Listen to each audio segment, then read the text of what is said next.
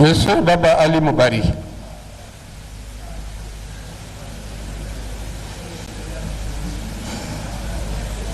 Madame Fatou Badjar.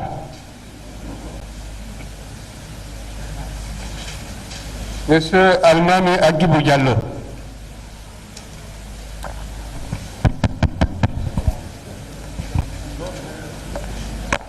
Voilà, Madame Fatou Badjar.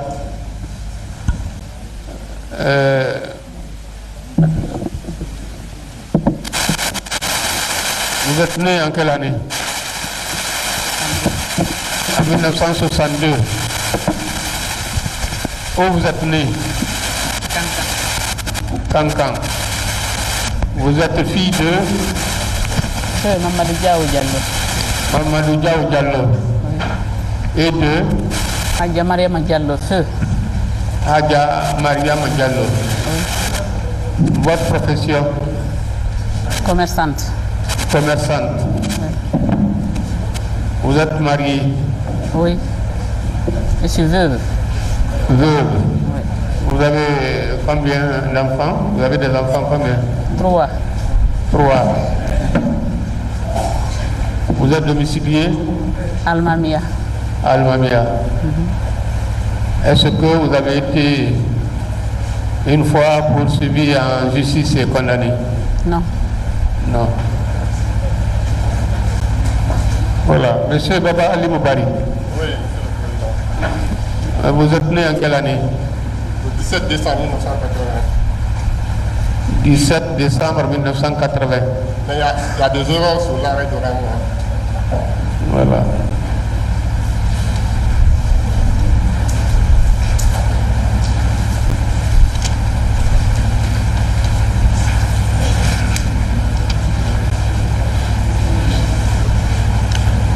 On dit 17 février 1981 dans l'arrêt de renvoi.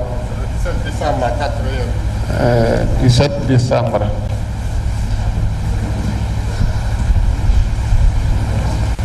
« 1980. Vous êtes fils de? Feu et l'âge Boubacar Diro. Et de qui? Fatoumata Traoré. Vous êtes né où? À Dabola. Votre profession? Comptable. Vous êtes marié? Pardon? Vous êtes marié? Non. Célibataire. Vous avez des enfants? Non. Sans enfants. Votre domicile? À Petit Simba. Petit Simba, Simbaragar, c'est ça? Oui, Simbaga. Et chez qui? De l'âge Boubacar. Sur? De l'âge Boubacar Diallo. Elhadji Boubacar Diallo.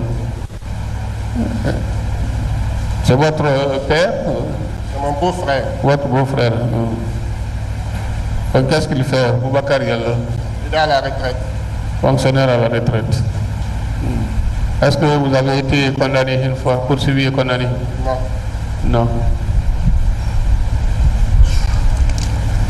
Monsieur Almami Agibou Diallo. Présent, monsieur. Almami Agibou Diallo, vous êtes né en quelle année? En septembre 84. En 1984. Où? À Conakry. Conakry. Votre père s'appelle comment? Thierno Madani Diallo. Thierno Madani. Madani. Et de Fatmata Et Diarou. votre mère? Fatmata Diarou Bari. Fatmata Diarou Bari. Hein? Oui. Voilà. Qu'est-ce que vous faites comme profession? Je suis infirmier d'état de profession. Infirmier d'État État supérieur. supérieur. Vous êtes domicilié où? À la case Bellevue. Quartier Bellevue, commune Pas local. Dixine. Vous êtes marié? Non. Célibataire? Vous avez des enfants? Non. Est-ce que vous avez été poursuivi et condamné? Jamais. Voilà. Et au terme de l'arrêt de renvoi, vous êtes tous poursuivis devant ces assises pour complicité. Et sauf madame, pour qui on a ajouté le racisme et l'ethnocentrisme. Donc, madame d'abord.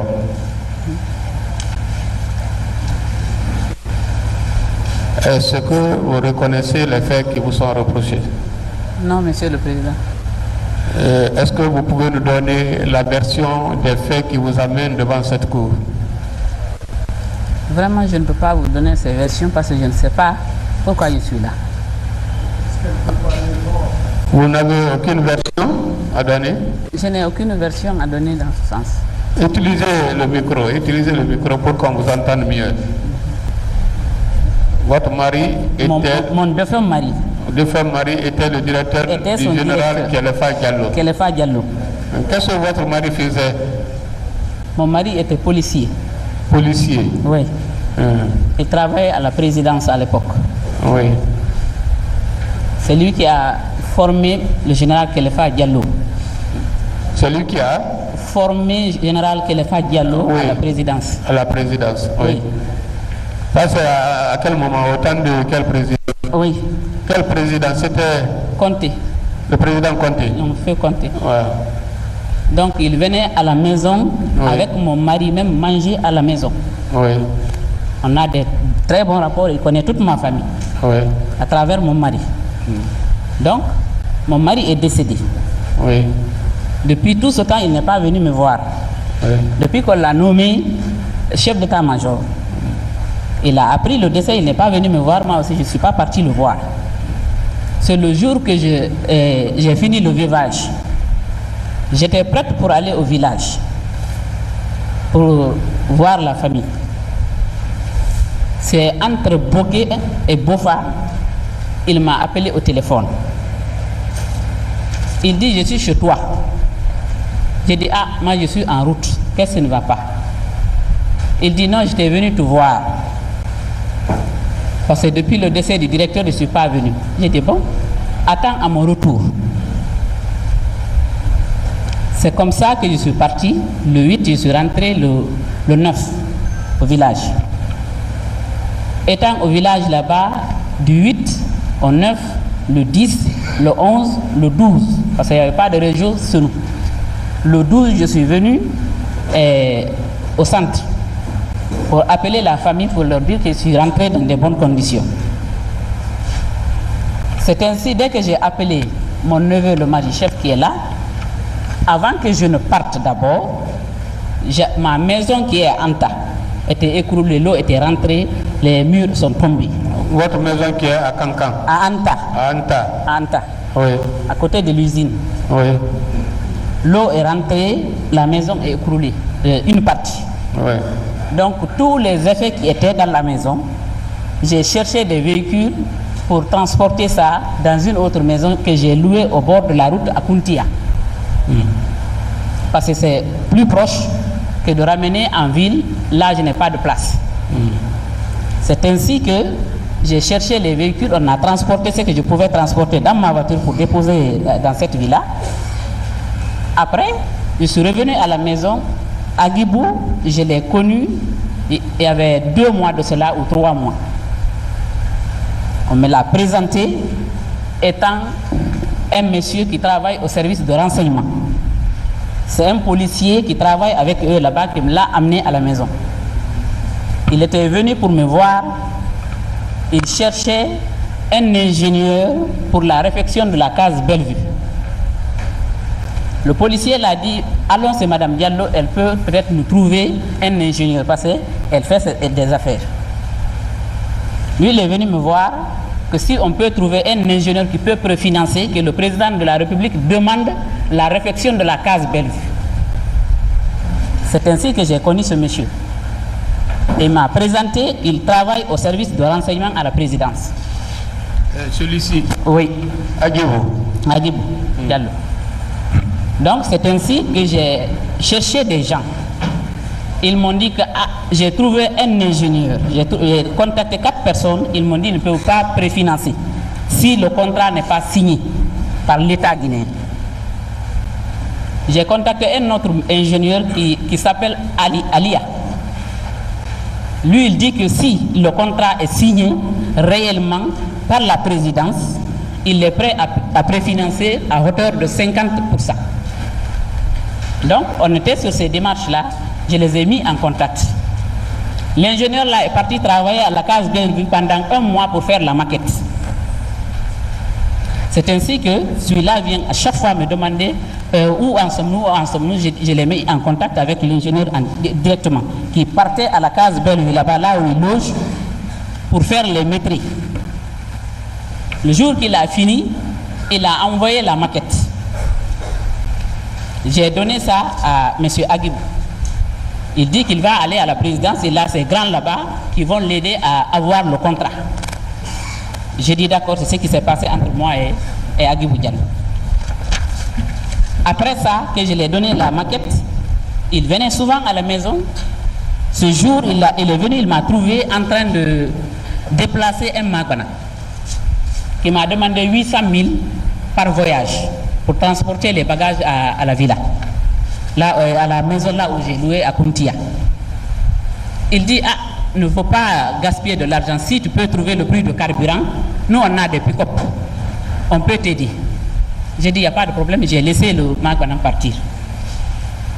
C'est ainsi qu'il m'a envoyé 2 pick-up. Ils ont transporté les effets à Kuntia en pleine journée. Donc, on a fini de transporter. Je les ai rendus le véhicule. C'est eux-mêmes qui transportaient, ce n'est pas une autre personne. Dès que j'ai fini mes travaux, donc le 8, moi j'ai quitté ici pour le village. La maison, on était en train de réfectionner à Anta. J'ai acheté le ciment, j'ai acheté tout, j'ai laissé avec les maçons. Moi, je suis parti. C'est comme ça que le général Kelefa m'a interpellé et m'a appelé au téléphone. Il me dit à mon retour de tout faire, de venir le voir. J'ai dit d'accord.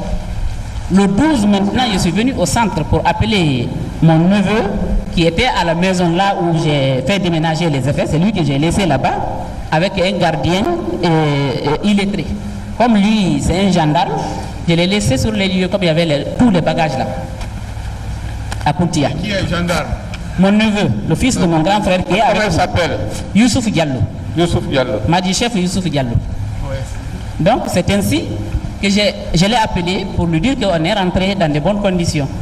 Il me dit, tanti, il y a des problèmes ici. J'ai dit, quel problème?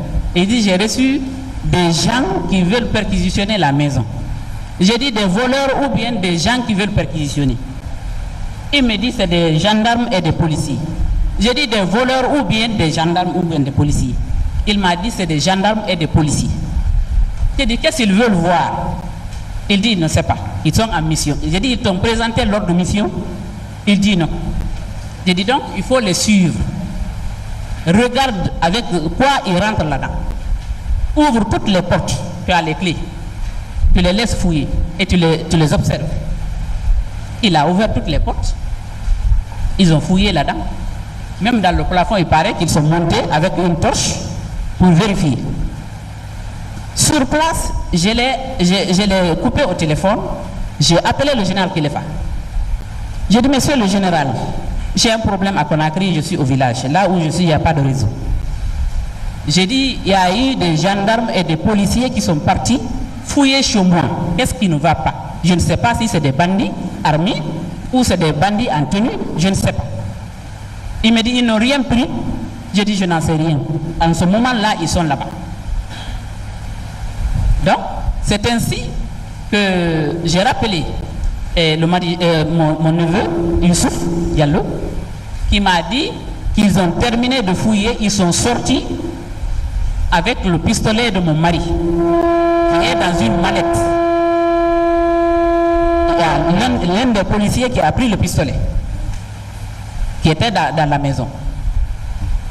J'ai dit, c'est ce qu'ils ont pris. Il dit, oui. J'ai dit, tu connais celui qui a pris? Il dit, j'ai dit, prends son numéro de téléphone et tu prends son nom. Il a fait ça. Les autres là, avec lesquels ils étaient venus, des policiers, ils disent, on connaît son mari. On connaît le pistolet là. Lui, il est décédé. Ils ont demandé à mon neveu que c'est ton père? Il dit non, c'est mon oncle. Il dit, il est décédé, il dit oui. C'est ainsi que l'un d'entre eux a appelé au téléphone là-bas pour dire RAS. Lui, il m'a dit ça. RAS, c'est-à-dire? Je ne sais pas. RAS. Je ne sais pas. C'est ce qu'elle avait dit. Donc, c'est ce que le Madi-chef m'a dit. J'ai dit, j'ai rappelé le général Kelefa. Kelefa m'a dit qu'il va appeler Baldé, lui demander, le général Baldé, de l'état-major, lui demander quelle est cette mission. J'ai dit, il faut voir si ce n'est pas des bandits armés. Après, j'ai appelé aussi commando, le commandant d'escadron numéro 4 de Matoto, qui est mon voisin direct. On a le même mur à Anta.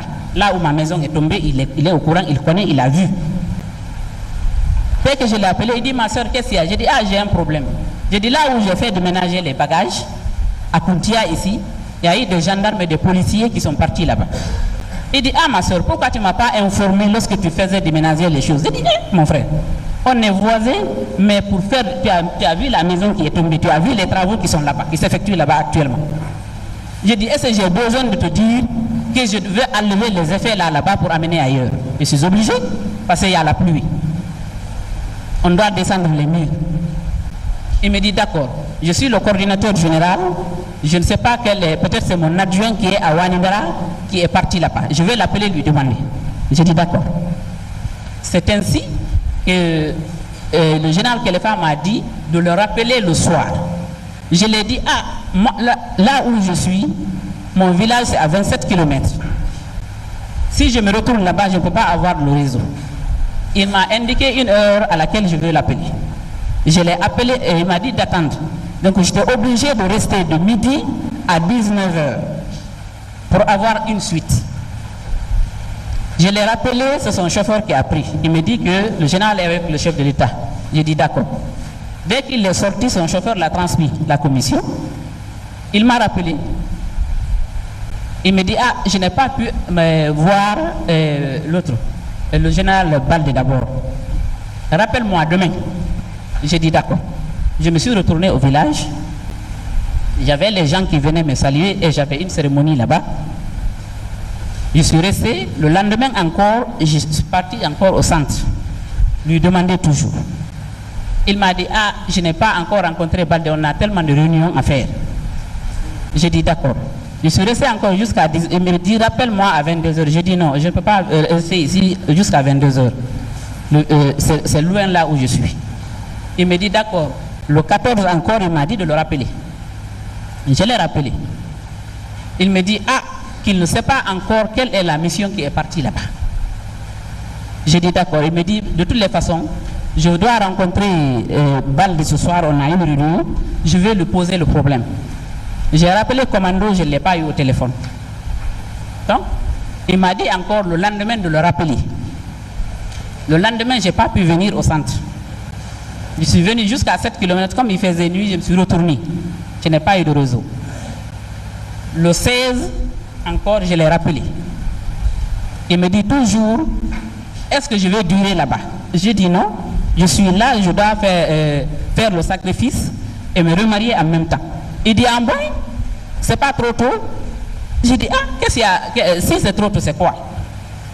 Il a ri au téléphone. Il dit, pourtant, j'ai besoin de toi. Sérieusement, j'ai quelque chose à te dire.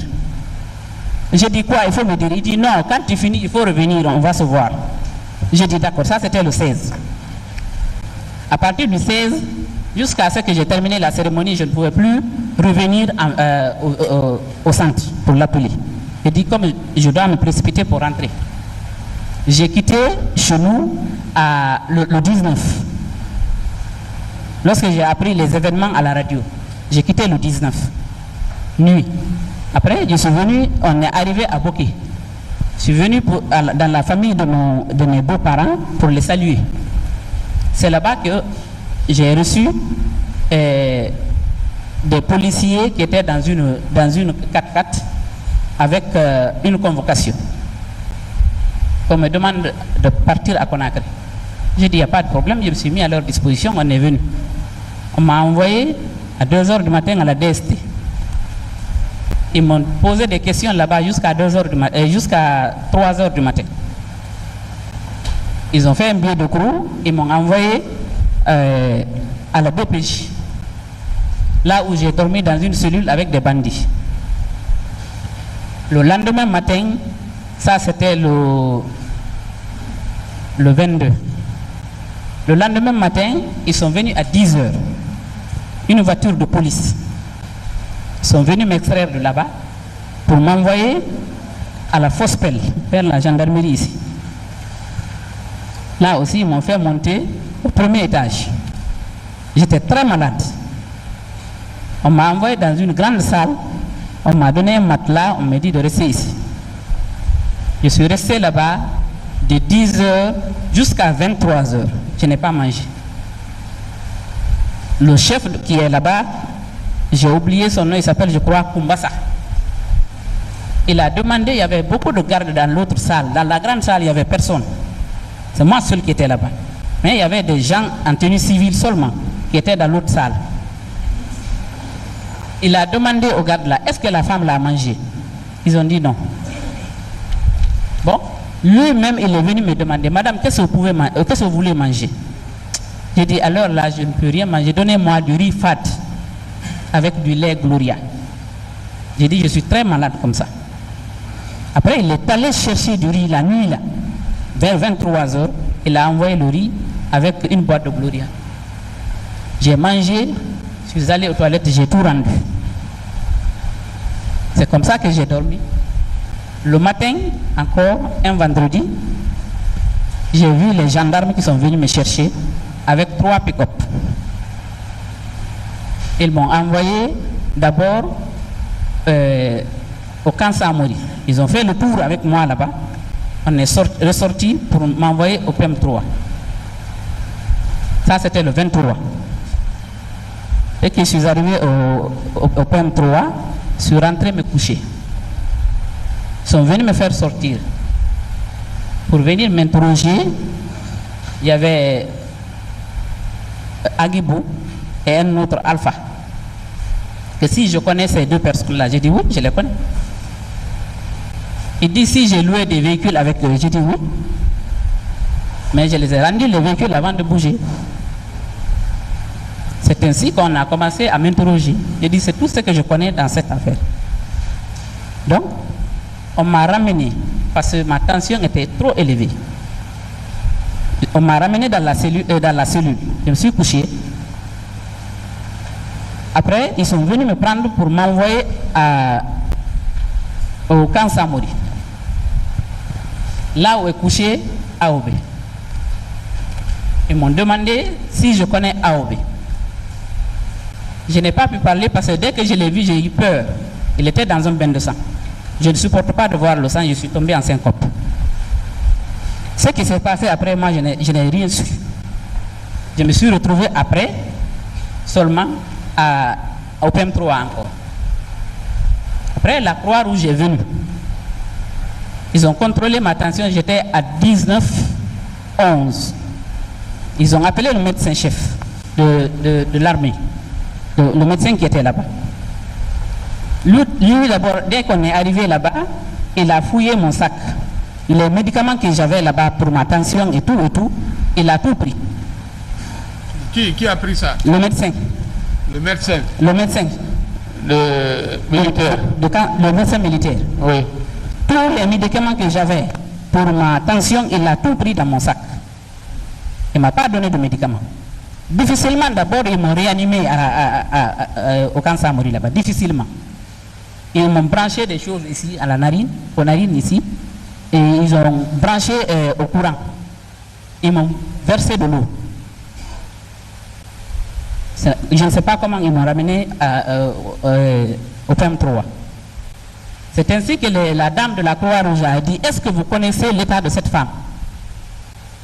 Il dit oui, on connaît. Ils m'ont demandé si j'ai des médicaments. J'ai dit oui, mais il a les médicaments avec lui.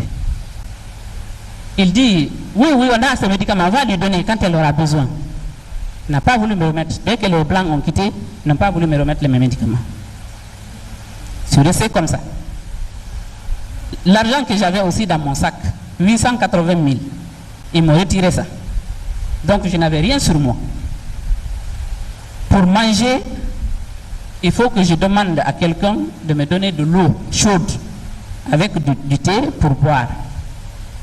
On m'envoie à l'interrogatoire du matin jusqu'à 16h avec une commission mixte de 45 ou 50 personnes. Chacun m'interrogeait de gauche à droite. D'autres sont derrière moi, d'autres sont par là, d'autres sont par là, d'autres sont devant moi. J'ai dit, je ne connais rien de ça. Tout ce que vous me demandez, je ne connais rien, mais je connais les deux jeunes là. Ils m'ont dit si je connais leur travail. J'ai dit, je connais leur travail. Ils travaillent au service de renseignement à la présidence. Ils m'ont demandé ça plus de combien de fois. J'ai dit, je connais leur travail. Mais les pick-up que j'ai loués avec eux, je les ai rendus avant de partir. Ils me disent que les pick-up que tu as loués, c'est ce qui a servi de faire l'attaque chez le domicile du président. Il dit, dans ce cas, demandez à ceux qui m'ont donné les véhicules. Moi, j'ai laissé les véhicules avec eux, je suis parti avec ma voiture. C'est comme ça que ça s'est passé. Voilà, c'est comme ça s'est passé. Et vous n'en savez rien. Non. Vous avez eu besoin de pick-up pour transporter vos effets à Kuntia. Oui. Et j'avais des marchandises aussi que je devrais envoyer au village. Au village. Des bols en caoutchouc là. Que j'avais acheté au marché pour ma soeur. Oui. Et je l'ai déposé à Kuntia. Oui. Et des marmites et du riz. Donc c'est un camion qui devrait transporter, venir prendre ça à Kuntia en route. J'avais négocié avec le camion. La maison qui est à Kuntia, c'est pour vous? C'est pas pour moi, je vous ai dit, j'ai loué parce que ma maison à Anta est tombée. J'ai enlevé tous les effets qui étaient là-bas, j'ai transporté là-bas, j'ai loué pour 2 mois, pourvu que les autres la terminent de réfectionner ma maison. Mais comme j'étais en cours de voyage, j'ai déposé, j'ai acheté les choses là, ils m'ont aidé à transporter les bols là et les marmites et les valises qui étaient là-bas dans cette ville-là. Donc j'ai dit au camionneur, je lui ai indiqué le lieu, là où il devrait passer prendre ces bols là et les marmites pour me rejoindre à Sarabouidou. Bon, à quel moment vous avez commencé à négocier cette affaire de pick-up là? À quel moment avec les jeunes? À quel moment? C'est quand... Parce que selon vous, vous avez eu un Matana, car IAS, pour transporter. Oui. Ouais, un autre a dit qu'ils ont des pick-up. Voilà. Est-ce que c'était pas...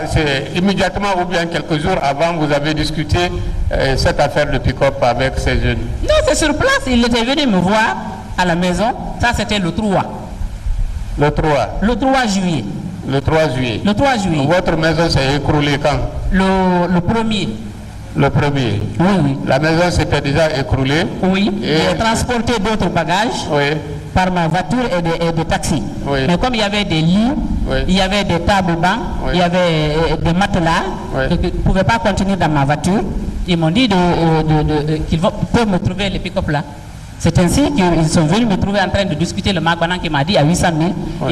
Ils m'ont dit eux ils ont des pick-up. Parce que chaque fois qu'ils venaient chez moi, je le voyais avec des pick-up. Chaque fois qu'il venait chez moi, il pilotait une pick-up. Combien de pick-up? Non, une pick-up que je voyais avec lui. Avec eux? Oui. Ça c'est avec Agibou, hein? Oui.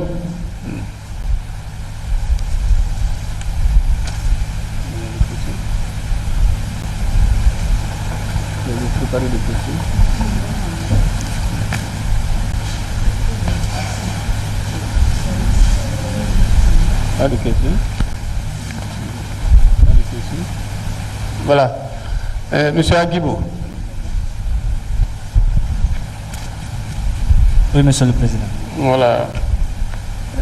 D'abord, les faits de complicité qui vous sont reprochés, est-ce que vous les reconnaissez? Non, Monsieur le Président. Ouais. Donnez-nous la version des faits qui vous amène devant la barre. Est-ce que vous en savez? Je suis effectivement un agent de service de renseignement à la présidence depuis l'avènement du CNDD au pouvoir. Voilà. Je suis effectivement un agent de service de renseignement à la présidence de la République depuis l'avènement du CNDD au pouvoir. Je n'ai pas compris, je n'ai pas entendu. Depuis l'avènement du CNDD au pouvoir. Oui. D'abord, j'ai commencé au bureau d'investigation sécurité présidentielle. Vous êtes policier? Je ne suis pas policier. Agent de renseignement? Oui, je vais vous expliquer comment je suis devenu. Vous avez dit ici, déclarer votre identité, vous avez dit que vous êtes Oui, je suis infirmier d'état infirmier supérieur d'état de profession. Hein? Je suis infirmier d'état supérieur de profession. De profession. Oui, Infirmier d'état supérieur. De profession. De profession. Oui. Vous êtes maintenant à la présidence. Oui, parce que le chef de renseignement recrute des jeunes. Bon, le chef de renseignement étant en service mixte, il y a des policiers, des gendarmes, des Il y a militaires. tous les corps de métier. Oui, on peut aussi ajouter des civils issus de l'administration publique, Oui. universitaires, Oui. pour utiliser leurs compétences pédagogiques Oui. et scientifiques. Oui. Ces agents doivent maîtriser certaines Ouais. choses et C'est avoir dans, certaines c'est dans ces compétences. circonstances-là que vous êtes à la présidence. Je suis à la présidence. Au service Au des début, renseignements c'était- généraux. Oui, au début, c'était le bureau d'investigation sécurité présidentielle. Oui. Sous le commandement de... À l'époque, c'était le lieutenant Georges Olemou. Oui. J'étais le chargé du pacte informatique, en même temps le deuxième responsable du personnel civil Oui. de la direction. Oui. Après le capitaine Moussa Dadis Camara, à l'arrivée du général Konaté comme président de la transition, on m'a envoyé à la direction nationale d'investigation et de renseignements généraux, où j'étais un simple agent. Après 2 mois, on m'a ramené à la division de renseignement général et filature, à la division de renseignement et filature, où j'ai occupé le poste de superviseur général du pacte informatique, en même temps le secrétaire particulier directeur général de ce service et le deuxième responsable encore du personnel civil. Oui. Après les 2 mois, cette division est devenue une direction générale de services de renseignement et filature à la présidence de la République. Oui. Cette direction m'a confié la tâche de représentant de la dite direction à la case de Bellevue où j'ai été logé. Oui. Bon, j'ai connu Mme Fatou Bayar à travers un de mes collègues policiers, un de mes collègues de agent de renseignement qui est policier, qui s'appelle Eugène Camara, qui m'a montré Mme Fatou Bayar. Eugène Camara. Eugène Camara, qui est un Oui. agent du service de renseignement et filature à la présidence. Oui. Oui. Oui, continuez. Ok. Quand il m'a présenté Mme Fatou Bayar, il m'a dit que Mme Fatou Bayar est une dame d'affaires. J'ai dit ok. Parce qu'on avait parlé au cours de nos débats, on parlait de la réflexion de la case de Bellevue. Lors de la visite du président Alpha Condé à la case de Bellevue, il a demandé la rénovation de la case de Bellevue. Maintenant, j'ai un ami qui m'a soufflé ça à l'oreille. J'étais présent, mais il m'a rappelé, il dit est-ce qu'on ne peut pas trouver des investisseurs ou bien des gens qui vont préfinancer, parce que tu sais, en Guinée, c'est comme ça, quand tu entends l'histoire d'un marché, de choses, ceci, cela, donc il faut en profiter. J'ai dit, j'ai des camarades et des connaissances qui sont très bien placés, qui pourront nous aider à avoir ce marché et nous allons bénéficier. Il me dit qu'il peut me montrer Mme Fatou Bayar, qui est une dame d'affaires. Je suis allé la rencontrer, je l'ai expliqué. Elle me dit qu'elle peut me trouver des ingénieurs pour faire une maquette. Après, maintenant, que c'est à mon tour d'aller rencontrer mes partenaires pour décrocher le marché. Je dis, il n'y a pas de problème. On est resté dans ça. Elle m'a passé un ingénieur. Je suis allé à la case de Bellevue. Je l'ai présenté à la gouvernante, au commandant de la case Bellevue. Je lui ai dit que c'est des ingénieurs qui sont venus pour prendre des mesures, voir s'ils pourront donner un nouveau prototype à la case de Bellevue, quoi. Il me dit, il n'y a pas de problème. Ces gens venaient les dimanches, les samedis et les dimanches, ces ingénieurs. Ils sont venus, ils ont fait le travail, ils m'ont donné la maquette. Ils ont donné la maquette à Mme Diallo. Mme Diallo m'a passé la maquette, j'ai donné moi aussi à mes partenaires. Je suis maintenant, faisais des courses pour avoir le marché. Entre-temps, Mme Fatou Bayar m'a dit qu'il a un collaborateur de l'Émirat arabe, Dubaï, là, que ce dernier veut vendre 2 avions. Mais il va vendre un avion de transport à la Guinée, si la Guinée accepte d'acheter l'avion de transport, qu'il va offrir un avion. C'est Madame Panab qui vous a proposé ça. Cette proposition. Oui. Qu'il va offrir au président de la République un avion présidentiel de 32 places, si la Guinée acceptait d'acheter l'avion commercial, l'avion de transport. J'ai dit ok, il n'y a pas de problème. Madame Fatou Bagar m'a passé le dossier. Je suis allé, j'ai mis à un collègue. Je me réserve de dire son nom pour l'instant parce que je pense qu'il sera là pour témoigner. Lorsque je l'ai remis, il me dit qu'il a des connaissances, qu'il a des relations avec le ministre Mathurin et tant d'autres. Il dit il n'y a pas de problème, qu'il pourra décrocher le marché. Il dit il n'y a pas de problème. On est resté dans ça. Elle avait besoin de pick-up. Je lui ai dit que je pourrais en trouver des pick-up. Elle me dit à combien? J'ai dit ça dépend. Mais je vais appeler. J'ai un collègue aussi du service de renseignement nommé lieutenant Mori Kaba, qui est un militaire du génie militaire, qui travaille au génie militaire. Je pense bien au génie militaire. J'ai dit quand j'expliquerai à ce dernier-là, peut-être il pourra m'aider parce qu'il est dans les affaires de véhicule. Madame m'a dit il n'y a pas de problème. Je suis allé, j'ai rencontré le lieutenant Mori Kaba. Je l'ai expliqué, il me dit il n'y a pas de problème, qu'il pourra me trouver des pick-up. J'ai dit il n'y a aucun problème. Le premier jour, je suis allé. Pick-up combien? Bon, au début, c'était une question d'un seul pick-up. Pourquoi? Elle avait dit le motif pourquoi elle avait besoin. Ouais, elle m'avait parlé que sa maison a été démolie par les eaux. Elle a une plantation à Mafreya. Elle a beaucoup de courses à faire. Elle a un mariage à préparer qui doit se faire à Kundara. Elle a des denrées alimentaires à envoyer par-ci, par-là. J'ai dit, ok, il n'y a pas de problème. Je vais vous trouver des pick-up. Des pick-up pour ça? Oui, pour ça. Oui. Après, je suis allé, j'ai rencontré le lieutenant Mori Kaba. Je l'ai expliqué, il m'a dit que, ouais, qu'il peut m'aider à avoir les pick-up. J'ai dit, ok.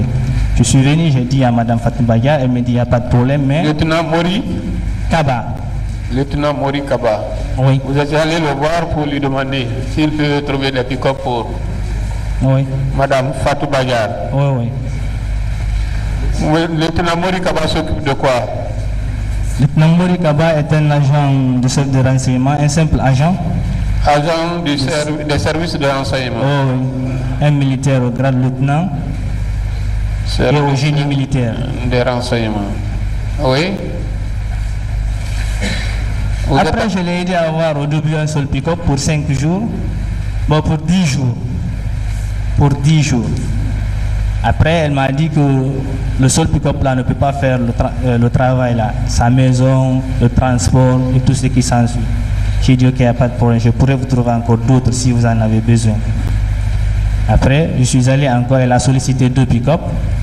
Encore pour 10 jours. Je suis allé, j'ai trouvé les 2 pick-up pour 10 jours. Donc, le premier pick-up. Est-ce que vous pouvez nous situer dans le temps? C'était à quelle date? Si j'ai bonne mémoire, je pense que le premier pick-up, le contrat devrait terminer à partir de 10. Les 2 autres pick-up, le ça devait terminer à partir de 10. Les 2 autres pick-up, la fin du contrat, à partir de 10, la fin du contrat. la fin La fin du contrat du 10. 10 de quel mois? Le 10 juillet. Oui. Les 2 autres pick-up, c'est le 14 juillet.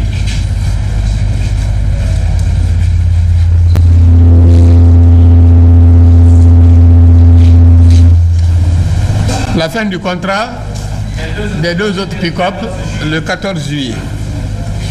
Voilà, c'est pour 10 jours. Ça veut dire que c'était depuis le 4, hein? Oui, ça Hein? Depuis le 4. Oui. Après, je l'ai aidé, à chaque fois, elle sollicitait de l'aide pour transporter certaines denrées alimentaires, des autres bagages, et de leur aider à trouver. Ouais. Vous l'avez aidé hein, encore à trouver 2 autres pick-up. Non. Voilà. Voilà. Les 3 pick-up ont servi à quoi? Moi, j'ai transporté des denrées alimentaires. Des denrées alimentaires. Oui. À transporter ces denrées où? Des sacs de riz. Des sacs de riz, oui. Oui. 2 sacs de sucre. 4 cartons de tomates. 2 bidons d'huile d'arachide. Où ça? À Kuntia. À Kuntia. Oh oui. Elle prenait ça où? À Madina, des fois à Constantin. À Madina, elle prenait ces denrées-là à Madina oui. ou à Constantin? Oui, une fois à Constantin. C'est pas dans sa maison de Anta? Pas dans sa maison à Anta. À Kuntia, on a mené. Non, je dis, hein, ces denrées-là, Oui. elle les prenait à Anta ou alors à... Oui. Ces denrées-là, moi je suis allé pour 2, je pense à 3 fois à Madina prendre des denrées alimentaires. Voilà, elle a Envoyé à Kuntia. Elle a chargé à Madina Oui. pour les transporter à Puntia. Oui.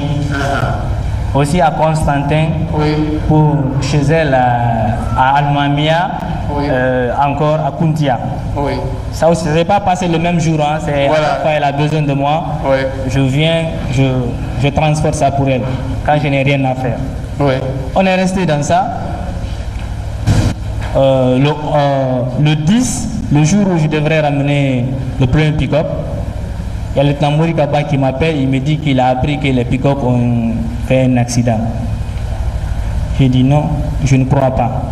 Il dit parce que moi, personne ne m'a dit, et Mme Fatou Baya ne m'a pas dit. Il me dit qu'il y a un de ses petits qui a vu les pick-up, qui ont fait un accident, ceci, cela. Donc il n'aimerait pas rendre les pick-up aux propriétaires sans qu'ils nous voient l'état dans lequel se trouvent les pick-up. J'ai dit, il n'y a pas de problème. Je vais appeler Mme Fatou Baya. Elle va me dire où se trouvent les pick-up. Ensuite, on va aller, je vais te les montrer. J'ai appelé Mme Fatou Baya. Elle me dit que j'ai les pick-up chez moi à Almamia. Voilà, pendant la période de location, le temps de location, Oui. il y avait des conducteurs ou bien c'est vous-même qui conduisiez? Bon, moi j'ai conduit.